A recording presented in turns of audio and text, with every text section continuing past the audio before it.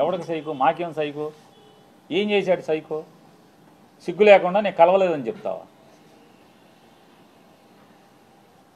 రోజు పురాణాలు నోట్లో ఒల్లివేయటం కాదు, బట్టి పట్టం కాదు, వేద మంత్రాలు బట్టి పట్టం కాదు, దేవుడి పద్యాలు బట్టి పట్టం కాదు. నాలుక మీద పురాణాలు, ఉపనిషత్తులు, వేదాల్లో ఉన్న వాక్యాలు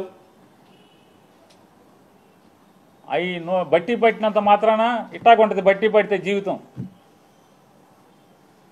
బట్టి పట్టిన బతుకులు ఇట్టాగా ఉంటాయి. పేరుకేమో బయట మామూలుగా మైకూర్చుకుంటేనేమో వేదాలు, ఉపనిషత్తులు అవి మాట్లాడటం ఆ ఊ అని చెప్పని. మనిషిని మందేస్తే ఇది మన తంతు.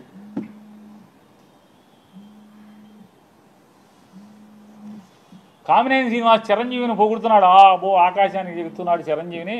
చిరంజీవి ముఖ్యమంత్రిని రంకెలేస్తే జగన్ బయటికి పరిగెత్తుకొచ్చాడు అని ఆకాశాన్ని లేపితే ఈయన ఉండబట్టలేకపోయాడు. లేచిపోయి వెంటనే కామినేని శ్రీనివాస్ గారు సైకో అప్పుడు వచ్చారు కదా సినిమా వాళ్ళు అది ఇదని. సాక్షాత్తు బాలకృష్ణ నాతో ఫోన్లో మాట్లాడాడు, నాతో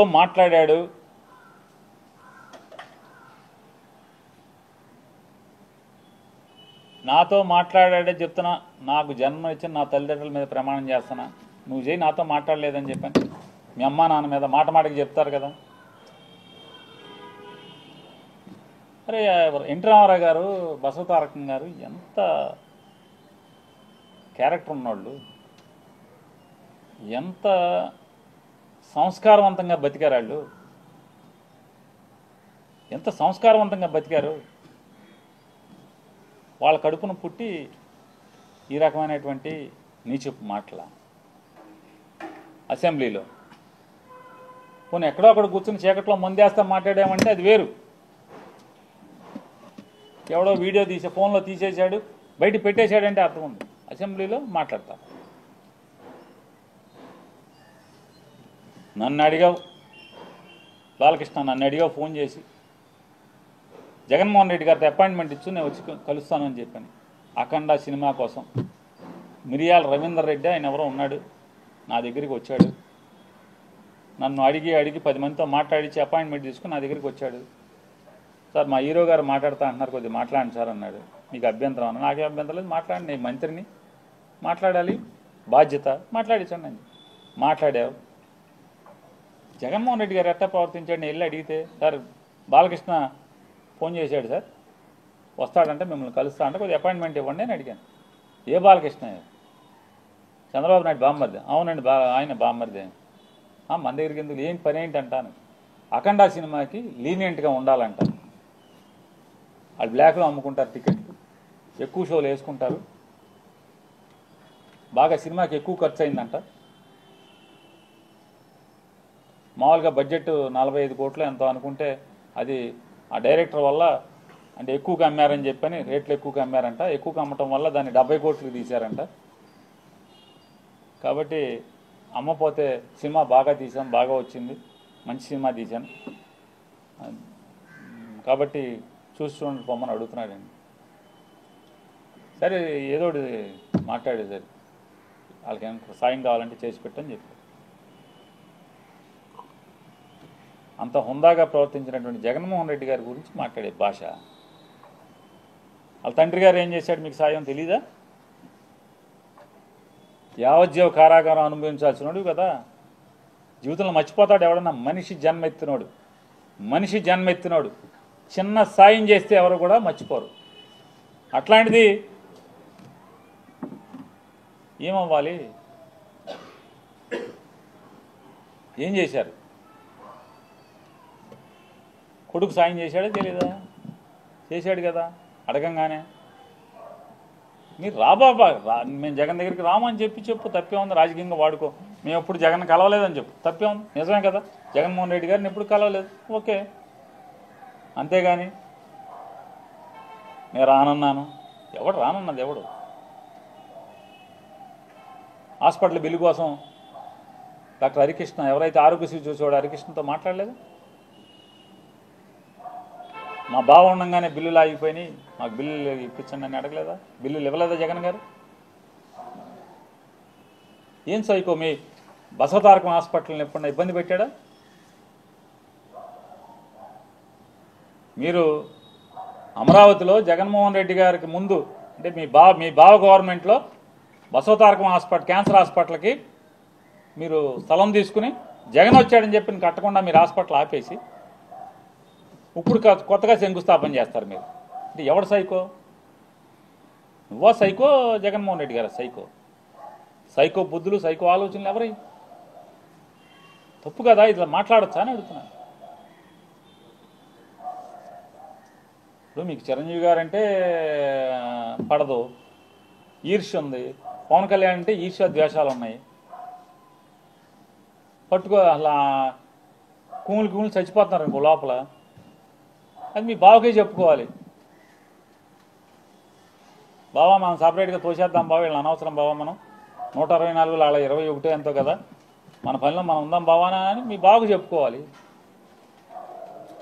ఊరోళ్ళ మీద జగన్ మీద పడి ఏడవటం ఎందుకు?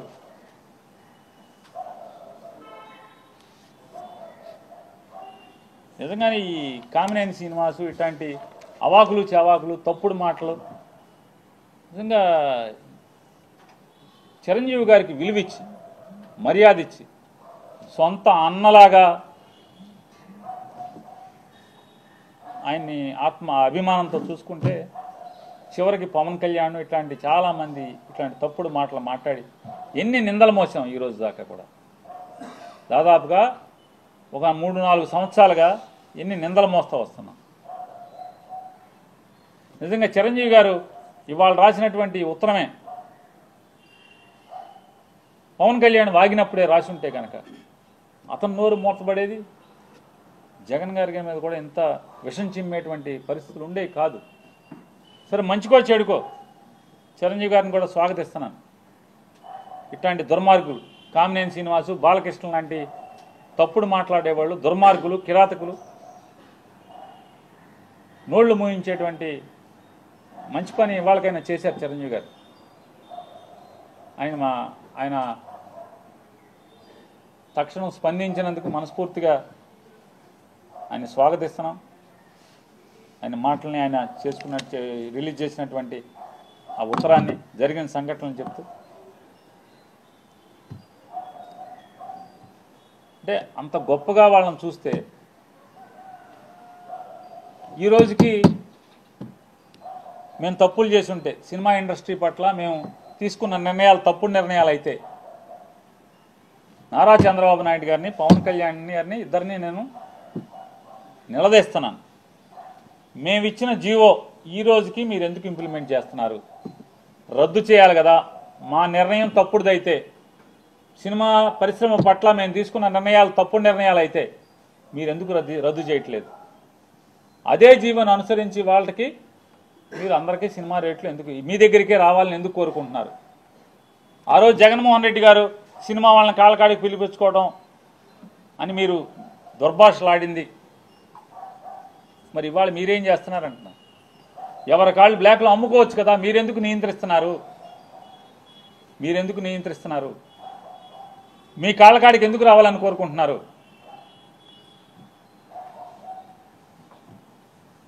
మీ కాళ్ళకాడికి ఎందుకు రావాలని కోరుకుంటున్నారు? అంటే మీరేమో పైనుంచి పైలోకం నుంచి సరాసరి బ్రహ్మదేవుడు బొడ్లోంచి ఊడిపడ్డారు. జగన్మోహన్ రెడ్డి గారేమో వాళ్ళ అమ్మ కడుపులోంచి ఊడిపడ్డాడు నేల మీద.